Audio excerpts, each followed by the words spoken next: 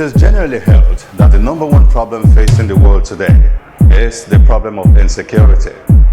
On this episode, the TALKE Enterprise crew meets with a Nigerian who, rather than sit back and bemoan this unpleasant situation, has taken instead to appropriate the commercial possibilities that the world's growing insecurity offers. Welcome, security expert and entrepreneur Olumide Daramola. Good day. Thank you for joining us on the program. Thank you very much. Thank you. Now, Mr. Daramola, after a string of degrees, you have a Master of Business Administration, Masters in Managerial Psychology, and you've done several other training programs within and outside the country. One would expect that the natural progression for you would be to go and work in a multinational company. But here you are, playing as an entrepreneur in the security sector. Did you have a background in security management, or were you once a security personnel? No. I happen to have card number of my friends. I work in the force, the police. And I noticed that the police especially are deficient in certain areas. So I just decided to cash in on it and have some succor for the community. So you saw a gap. That gap, exactly. Which could be, call it exploited, entrepreneurially. Exploited, yes, but at the same time, providing service and good service and value for the community. Give us a broad overview of what security management is about. I learned there are three arms to securing the environment. Yes, we can break security into three. We have the manned, which is the police that you mentioned, the police, the manual, the civil defense, Then we have the physical, security, which are the locks, the doors, the barriers, and then we have the technology, which is what I'm actually doing, the CCTVs, the access control, and the stun guns, So I am more into the technology part of security. I also do part of the physical, because I also am into doors and locks. Now, one would wonder, did you have to go somewhere for training before you ventured into this business? Before I ventured, no. After I ventured, yes. Because I ensure that I update myself annually. I go for the exhibitions and the trainings in UK and the US. Last year, June, I was in UK. January this year, I was in Dubai. So in this industry, training and retraining is crucial. Very, because technology is evolving. We need to update. We need to know what is on the ground at part time. Now, besides knowledge about the various technologies that are available, what are the other things by way of skills, by way of capabilities, by way of personal temperament and personality type? What other things does one need to possess to succeed in this business? Yes, maybe my background. I have a BS in psychology. Okay. And at some point in time, I also went back to school to have a master's in managerial psychology. So my background is also an advantage for me. In what way? When I train people, you let them know that, for instance, if you monitor CCTV, there are certain things that you look out for. I see. There are certain things you look out for when you are trying to monitor crime. Yeah. So tell us some of those things if you can. Let me give you an instance. Somebody that is wants to commit a crime. When you're watching on the screen, you will notice that the person is fidgeting. So those are the things that we teach people that monitor the screens. When you see someone that is fidgeting, then police that person with your camera. Now, listening to you now, I come away with the impression that To be effective as a security manager, you need to have a lot of insight into human psychology to begin with. Yes and no. I believe that you can train on the job. You know, you can have the experience, the knowledge like I did, but then if you don't, you can also train yourself on the job. So it doesn't have to be a formal knowledge. No, it doesn't have to be formal. Now, I can imagine some viewer watching us at the moment and getting his interest piqued in the business. What are the entry points for a startup, for instance? Well, you must know why you're doing it. A lot of people are into the security business for the money, but not for the passion, not for the service, not for the value that they are adding to the community. So I think there should be a mix. There should be a mix. Yes, you want to make profit. At the same time, you want to ensure that the environment is safe. So the passion first. The passion must be desire there. to add and create value first. Exactly. Before the desire to make money. Why do you say that? Is it so tough to make money? And one would assume that everybody should be concerned about their security and the security of their properties. Well, in this part of the world, we are just getting aware. You know, if you go to the UK, everywhere, UK has about 55,000, London to be precise, has about 55,000 cameras. So it's part of them. But when you introduce CCTV to an individual here, they think it's luxury. They think it is, do I really need it? You know, but now, with the event of the Boko Harams, with the event of Space of kidnapping. exactly, people are now starting to see that, oh, it's no more luxury, it's a need. So, if you were to mentor a new startup, what would you be telling them? Well, the first thing I would tell them is you need to learn about the business. You need to learn about the business. It's not enough to install monitors. You must also be able to train and retrain, because that's part of what we do. You know, we have quite a number of big institutions as clients.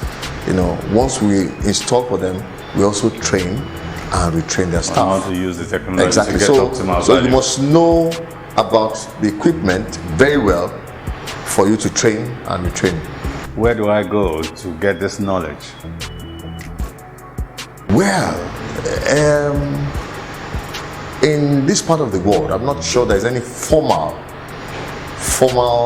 school. It's about UK, but if you want it informally, you can also start with somebody that is established. Like getting a role model. Yeah, exactly, like a mentor. I'm sure you get some knowledge of that person. Okay, and I guess internet, books, magazines would also. Yes, be internet is theory. If you ask me, why do we have cameras around? I would tell you that crime is also technologically based. Oh yes, you know, you want to. There are no old-fashioned robbers anymore. True. They know these things. For instance, if an ardent robber will know that, oh, this is a camera here. And the number one benefit of a CCTV is deterrent. Deterrent. Yes, whether the CCTV is working or not, because the camera is there, it's a deterrent. So there's a sense prevention. Prevention. There is a place that we installed, but before we installed the camera there, they were always jumping over the fence to harass. But after we installed the camera, it has never happened. During the 6 months that the camera has not worked, it has never happened. So number one benefit of CCTV is deterrence. You know, but a lot of times you can learn them on internet, but then when you now see it happen practically, it's a different thing. So you've been a player in this industry for 13 years, Yes, and you're still going strong. about 13 years. What are the other gaps that you have observed? Let me give you another instance. We're also into radio communication, walkie-talkies. For instance, I tell you that somebody comes here now and goes away with a bag, 500,000, and then you pick up your phone and say, oh, there's somebody that just drove away now in a black car. He drives this way. Before he gets to that end of the road, he turns this way. A phone will probably have to make one call per person. Yeah. But with a walkie-talkie, what do? If you have 10 walkie-talkies and I speak on this walkie-talkie, the remaining 9 people hear at the same time. So it's network. So we are talking about speed. When you talk about security, a split of a second is vital. So timing. A split of a second is vital in security. It can make a whole lot It can of make a whole lot of difference. difference. But with the phone, you call A. Oh, he has gone with the black Mercedes. Watch him. You call B. If you see him, he's with the black Mercedes. Stop him. You call C. By that time, he's gone with. He's already gone with it. Yes. But with the walkie-talkie, you can make, once you talk, the remaining 9 here at the same time, and they are alert. So timing is of essential. We close the gap of timing. Coming up. Tell us what your experience was like. Did you have a huge amount of money when you started out in this business?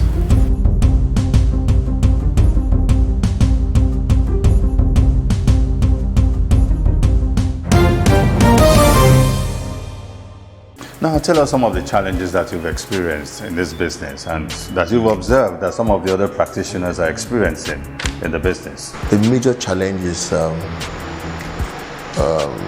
getting the people awareness. You know, you see, Nigeria, we're a very religious country. We're very religious. We say Olorun Shonyon. You know, and in business, in security, I prefer, it's better to be proactive than reactive. Here we are reactive. When things happen, we don't mind spending 10 million to repair. But can we spend $500,000 to ensure it doesn't happen?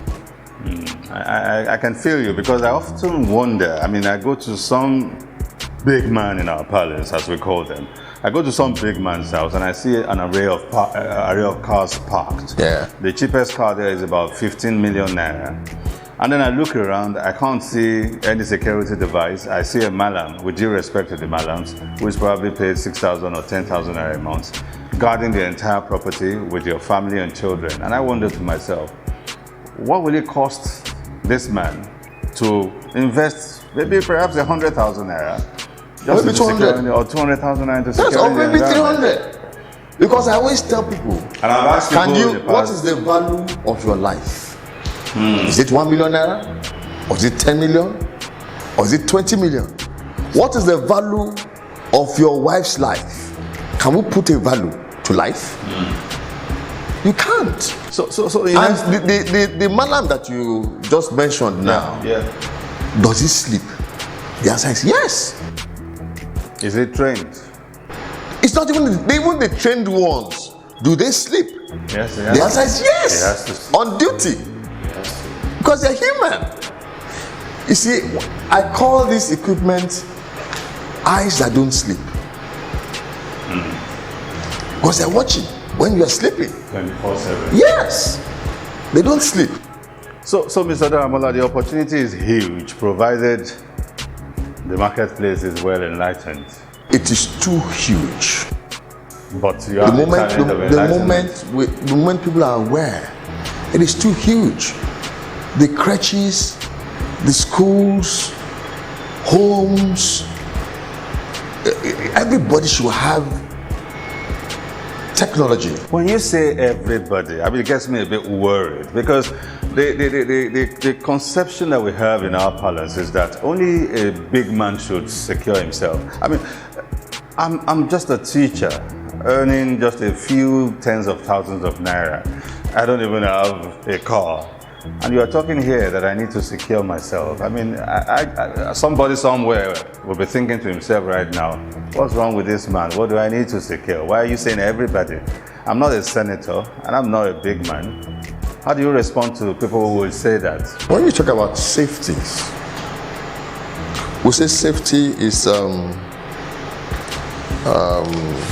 taking care of danger. When we talk about taking care of danger, it doesn't mean that danger is absent. Yeah. Danger is still there, but you've put danger at bay. And what do you call danger? We think danger is only armed robbers? No. What about fire? Fire is also danger. Yeah. So we have things like the fire detectors, smoke detectors. You know, once there's some smoke in the house, it gives an alarm. All these houses that burn, they shouldn't burn if they have the proper technology installed. So fire is also a security issue. Oh yeah, fire. Now, besides the challenge of poor orientation or enlightenment amongst our people, what other challenge should one anticipate if one would go into this kind of business?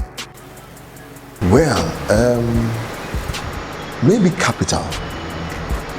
Maybe capital, but in the area of capital, that shouldn't be. It shouldn't be a mountain that you can't surmount. You see, I believe that the solution to that is that you can start little. When you say start little, how much are we talking about here? Like 5 naira? No, like 100,000. Like 100,000. With 100,000 naira, one can start this business. Oh, definitely. Comfortably? Not comfortably, but you can start up. You can start up. You know, the cameras are not. We have different grades of cameras.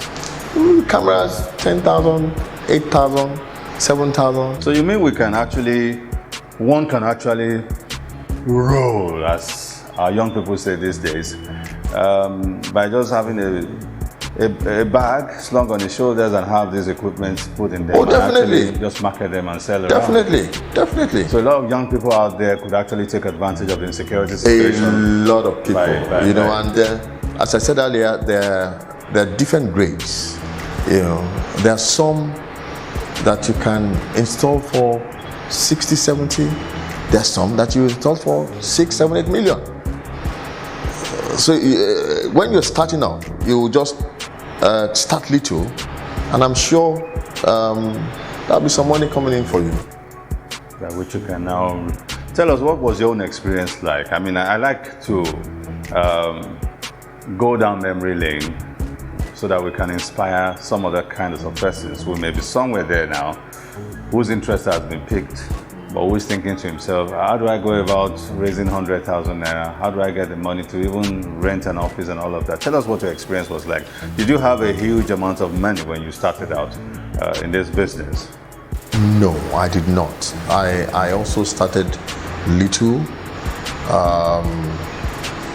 but I started with maybe some banks. Banks, yes, some banks. But then the profit was not there. It was coming in, but it wasn't huge. When you say banks, how do you mean? Did you partner with them? No, install equipment for them. For them? Oh yes, install equipment for them.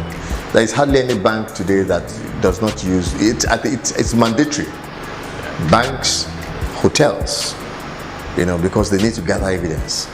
And the only way they can gather evidence is through the CCTV. So you started with the banks? With the banks, How did you overcome the issue of lack of monetary capital? You see, as I said, you start little. With the banks, Will they mobilize you? Well, they don't really have to mobilize. What I mean, you can do one bank at a time. One bank at a time. You do this one, they pay you. You reinvest it, they pay you. Over a period of time, if you're not greedy, if you have discipline, then you can build some capital. But along the line, we now started having big clients, the institutions, the government agencies, So even the force. Even the force. Even the force. Those who have to secure us. They patronize. I even coming to you for security. They patronize. That's quite amazing. But I still want to touch more on that area of discipline and not being greedy. So you focus first and foremost on building a profile. Oh yes. Of integrity, of responsibility, and responsiveness. Exactly. And you invested more on social capital rather than monetary capital. That's what I can take away from what you just said now. Yeah. How many years did it take you before you finally arrived at a point when your name was like a checkbook that one could take to the bank? Well, you mentioned something about integrity. Business, especially this kind of business, it's about referral. It's about referral. Referral, yes. You do something for some guy and he refers you to somebody else. He refers you to somebody else. At the end of the day, you get the big catch. You get the big catch. Oh, who did this for you? Oh, XYZ. Can I have his number? The reason he's referring you is because you did not disappoint him. You did not bring a fake product. Fake product. Yes. You are servicing him well. And then he can say, okay, this guy has done so well for me. I can boldly refer him to my friend. And his friend also refers him to another friend. And along that chain, you get the big break.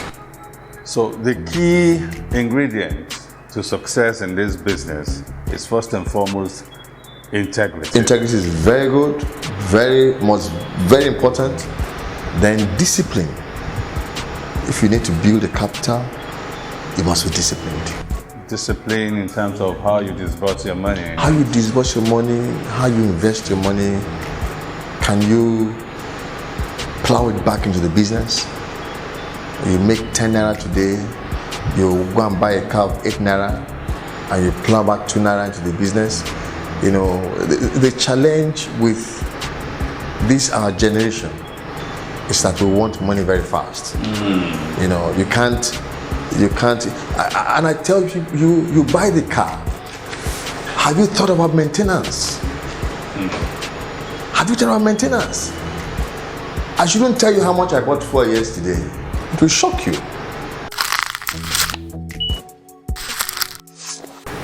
So a lot of people have the cars now. They can't put the fuel in the car. So your concept of discipline as a businessman, particularly in this industry, especially if you're starting small without capital, is to learn and master the art of delayed gratification. In your opinion? I always tell people that 100,000 can become 10 million with a lot of discipline. But what do we find today? There are pressures from family, pressures from the opposite sex, pressures from your peers, and then you try to withstand the pressure over a period of time, but a lot of people break. So discipline is very important. Knowing that this money is for business, I can't mix business and pleasure. One thing that I always tell young people too, if you are doing business, you have 100,000 naira. Can you put some money aside for your salary? So you pay yourself. You pay yourself. Rather than meet your needs from Meet your the needs from earnings the of exactly. By the time you know it, that 100,000 has become 15,000 naira, and 15,000 naira cannot buy one camera. You that could buy 6, 7 cameras, or you I want a camera. I want 6 cameras here with a DVR with 100,000 naira. You probably can do it. But you want to buy a shirt. They say a shirt is 8,000 naira. You buy a shirt, 8,000 naira. A shoe is 15,000. You buy it. Over a period of time, you now have 20,000 naira left. No, it's a good thing that you mentioned this concept of entrepreneur paying himself salary and living within the means that salary provides. Because I've met a lot of entrepreneurs around here, young, old, whom when I tell them how much is your salary, it's my business. When I need money, I take money and that's just it. I want to pay school fees, I take money. That's the discipline. If I need to pay house rent, if I want to buy a land, I take money from the business. But you now saying that the entrepreneur needs to first and foremost look at his business profile, your earning profile, and then take a certain portion of it, which you will earmark as your salary. From your profit. From your profit. From your and once profit. you exhaust that salary, it's then you don't until the next you're cycle. broke. Until the next cycle, you should don't think the business money is your money. It's not your money. It's for the business. So if you have 100,000 naira and you make 60,000 naira profit, from that 60,000 naira, can you give yourself a salary? And plow the rest back. And plow the rest back into the business. Now let's go into sourcing for products. I imagine I've been around your store. There are some of the products from Israel, some from Germany. I reckon some will be from China, and I also reckon that some will be from the Arab world and some other parts from of the UK world. also. Tell us, how do you source for products? What determines what you get, and how do you go about getting them? Well, because I'm widely traveled, I try to attend an exhibition a year, where different manufacturers come. As I said earlier, I was in Dubai in January. Various manufacturers come from different parts of the world, so you meet them, and then because we're in the business, you know the product that is original.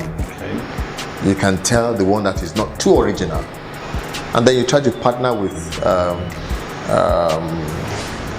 those people, with the companies. Coming up. What about retaining? I mean, you've trained someone. It pains you when you've invested so much to train an employee, and then only for the employee to leave you. How do you ensure? What strategies do you have for retaining your employees?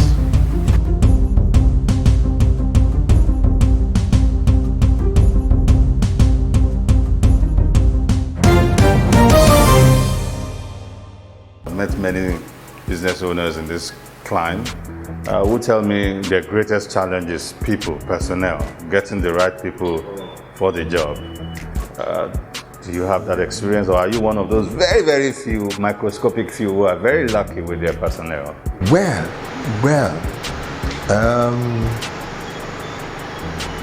probably because I have degrees in psychology. I know how to relate with people. I have long-standing staff. It will beat your imagination. I have staff that have been with me for 9, 10 years. Really? Yes.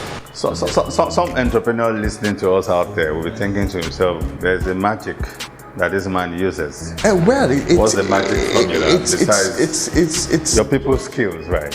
Well, skill then is just knowing how to relate, knowing how to communicate, understanding that stuff. Understanding that letting them know that their problem is also your problem. Letting them know that you are not just here, it's our business. Letting them have a sense of belonging. And because of that, they just keep on staying. I try to do a check, one. But then I also, because of my background, my educational background, I can know who is trainable, who is willing to work. And if I notice that you're not willing to work, I show you the door. What do you look out for? Commitment. Commitment. I had a copper some time ago, and the day she got into this place, I called her into my office. And I said, what did you study? She said she studied accounting. And I said, the 1 year that you'll be staying here, I want you to add value to yourself. How? Can you enroll in the ICANN class? There's an ICANN class down the road. Talk to your parents. That's 1 year. Can you do one diet? And she says, oh, yes, sir, well. And I've been looking at this girl. I told her that we have a Wi-Fi here. I gave her the password. And we had 10 gig on the Wi-Fi. Within 6 days, that 10 gig disappeared. What happened? Video streaming. She was downloading videos. And I told her, come, you are the one downloading video because you are the one that has a tab. All other guys, they have these small phones that they can't. I told you this password so that you can educate yourself. And I loaded 5 gig within 4 days. And I knew this can't be a serious person. So I changed the password. And next they said, the password is not right. I said, yes, I know it's not going. I've changed it. But then even I still kept her. But I noticed that she didn't want to sacrifice. We're paying her at least 15,000 naira extra. But she didn't want to sacrifice.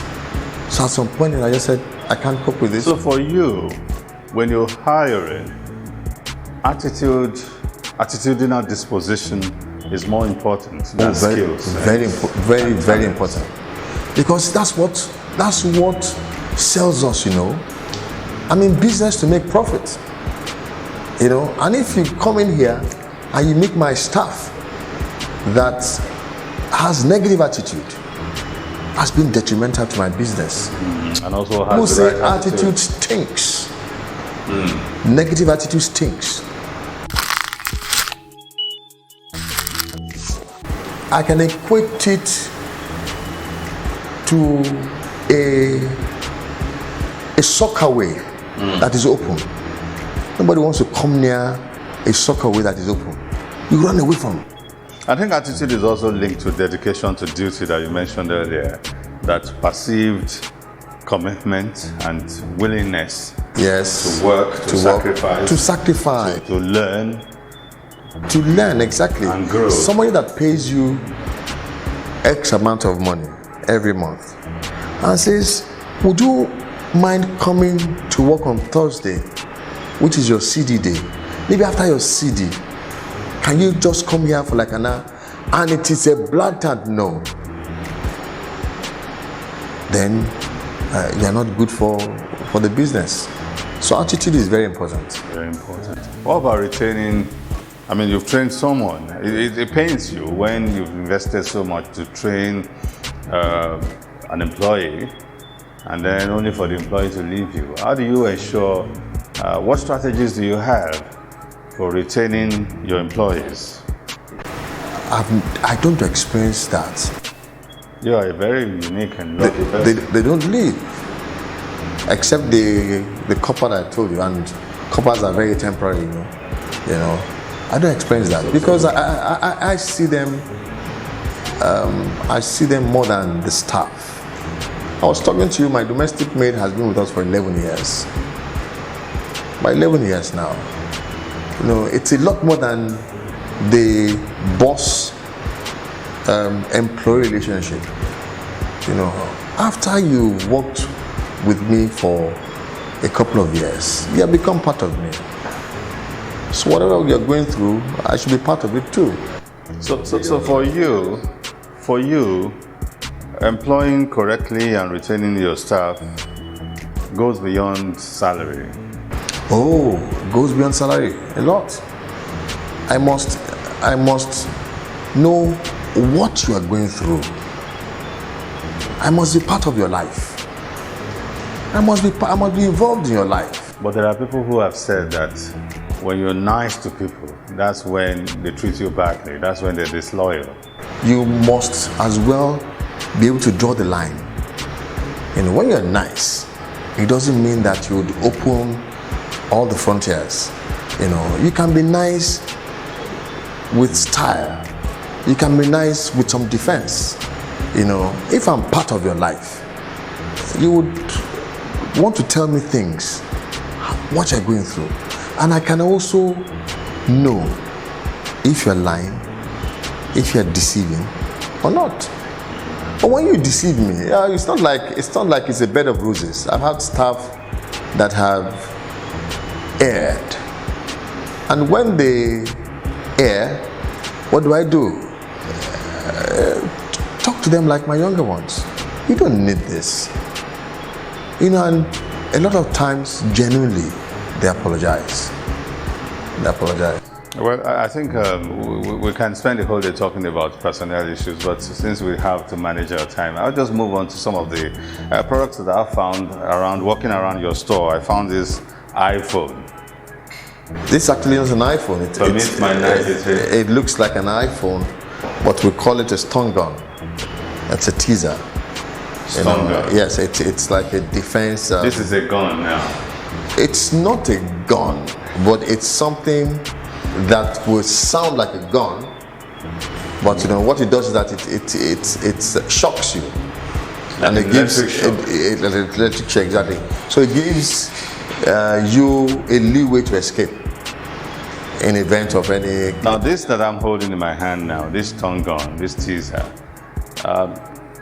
Supposing an assailant approaches me and I have been able to identify correctly that it's an assailant, and I use this, I pull the trigger, one of the buttons. Yeah, you press it, yes. How many seconds or minutes will it demobilize the assailant for me to have an opportunity of getting away? This one, because there are bigger ones, okay, that can, in fact the bigger ones can only be sold to security personnel, because if they use it for just anybody, it can be hazardous. I wanted to ask that. But these ones are just things that will 3, 4, 5 minutes that will give you an escape. So it can demobilize for about 3, 4 minutes. Yes, it will demobilize you. Which is fair enough. Sometimes it's fair enough. Yes. Even hearing the sound alone can also demobilize. It will deter you, because you're not used to it. You don't know what it is, but you know that it is something that is dangerous. So hearing the sound alone can also scare you away. Exactly. Those other ones that you said can only be sold to security personnel. Yes. How long? What's the duration of their demobilization? The individual that you are using that equipment on, you don't know the health status. I was going to come to that. You don't know the health status. So you must be sure, almost double sure, that this person is a criminal. It's a criminal. So, for instance, there is one stun gun, we call it a blinder. A blinder. So what happens is that if I see you in the night and I put on the torch, you can't see me. But I can see the torch. If I have a gun, you can see the torch, but the torch will blind your eye. Momentarily. Yes, you can't see. You can't see who is holding the torch. You can see the light, but the light will blind your eyes. So that alone can also give an escape route, or get you close with the person and then use the stun gun. Coming up. I want us to touch on regulatory issues before we depart today. What's the regulatory side of this business like?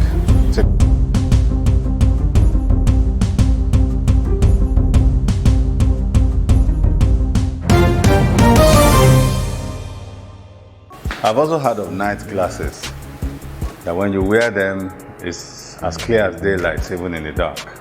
Yes, that's true. There are night glasses. You have rare glasses too.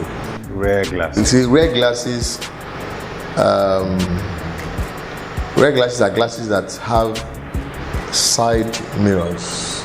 Oh, really? Yes. I haven't heard about that. They have side mirrors that you can, when you look this way, you actually can see who is coming behind Who's coming behind you? But they're dark glasses. Oh, that's interesting. I would like to have one of Yes, that. yes. I mean, I can always just keep looking ahead of me while I'm watching everything going on. So you look like So, a magician. a sunshade with side mirrors. Side mirrors, exactly. Interesting. Yes. I also found this pen, which I love. It's like a Packer pen, the one we used to have in those days in secondary Yes. school, which is lovely. But I can see there's a ballpoint right on top of it. Yes, the pen is actually not a pen. It's Interesting. but we call them hidden cameras. They're spy cameras. If I put on the pen, everything that we're saying here is recording video and audio. Audio visual. Yes, so How many lenses does it have? How many what? How many lenses does it have? Just one. But the way it works is that you can't play it. At the end of the day, you put it to your laptop. Oh dear. Oh, yes. I didn't see that. To your laptop, and Interesting. then you So you place there's it on your laptop. There's a USB port. USB, exactly. And then you just slot this Just in. slot it in, and then you watch and you hear whatever you said. How sharp and clear is it? Very clear. What's Very the clear. range of this pen?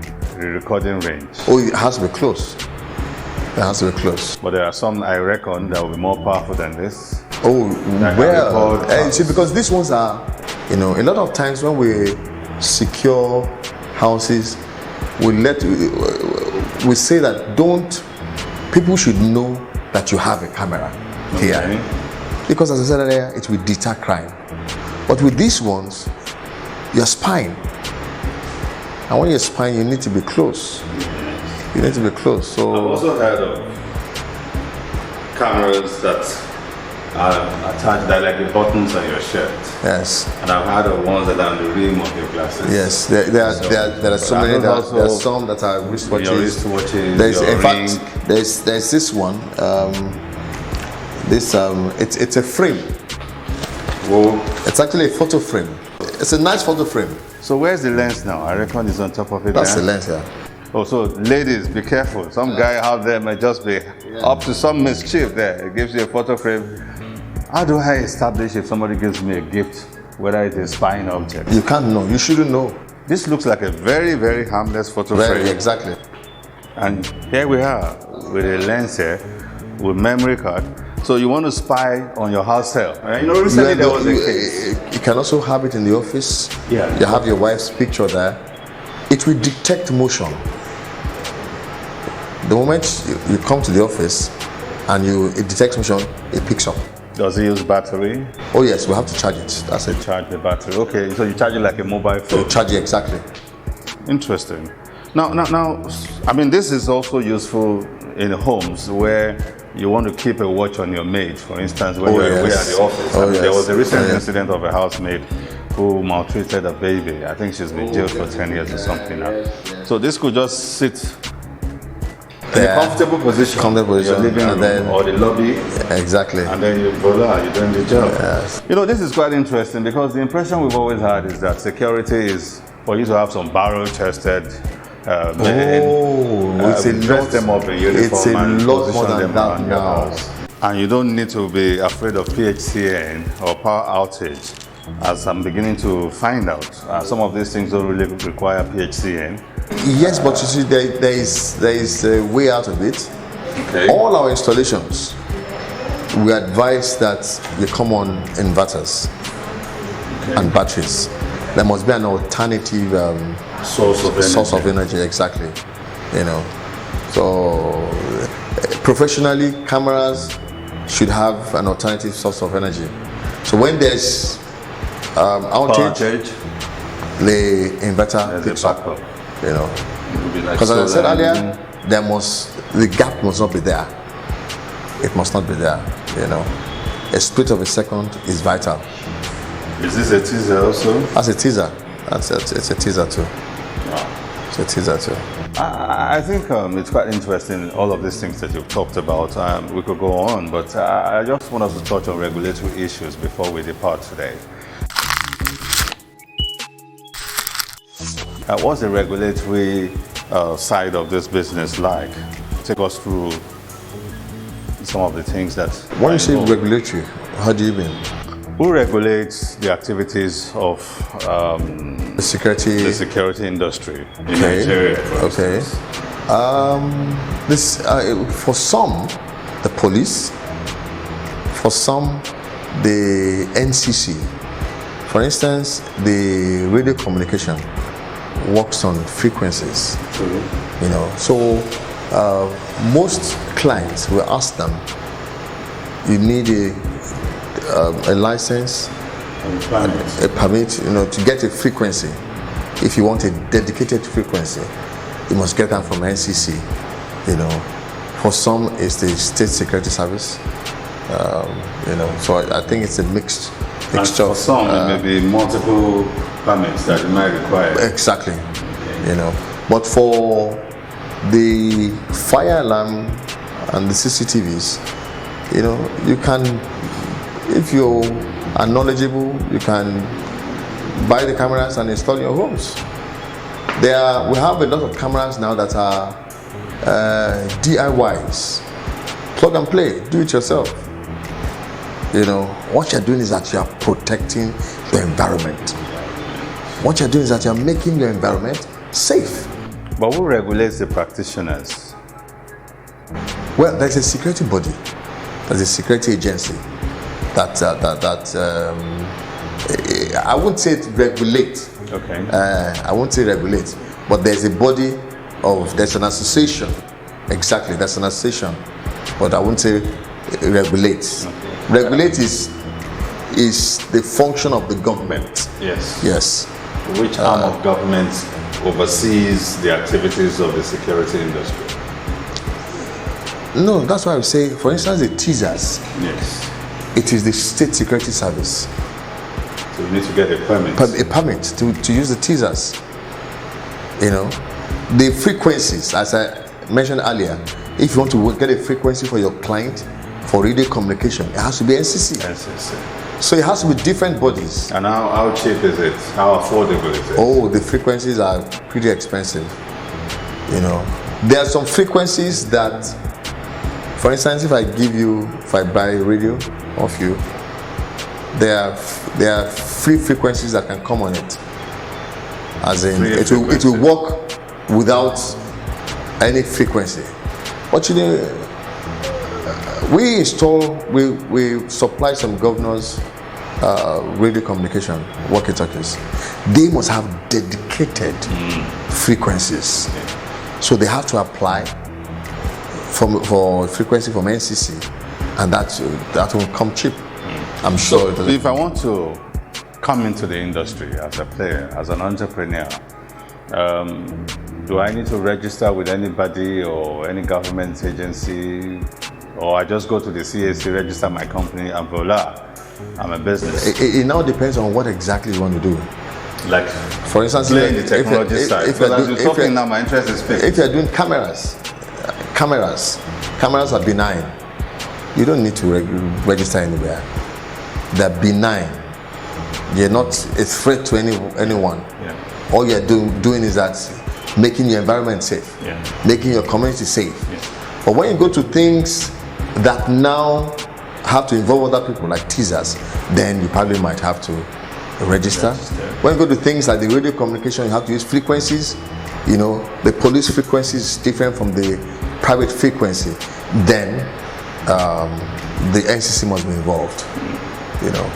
Now, before we go, I want to know about inventorizing. How do you conduct your inventory? Do you have softwares or applications? Oh, yes, you know, we have softwares to keep track of your goods. Exactly, we have softwares, and then whatever is going out must be signed for, you know, and then we have a proper invoicing system on the system, you know. So we invoice, and as we invoice it, it deletes it from the stock. Would you want to recommend some software that you have found very useful and beneficial? Interestingly, I have a very young guy that does that for me. IT. You know, he is not my staff, but I will also call him my staff because I call him all the time. So he does all IT related things here. Might not be able to give all the details. Mr. Daramola, it's been a pleasure speaking with you. Thank you very much for coming on the show. Thank you so much. And thanks also for adding value to entrepreneurs in our communities all around the country. That's a pleasure.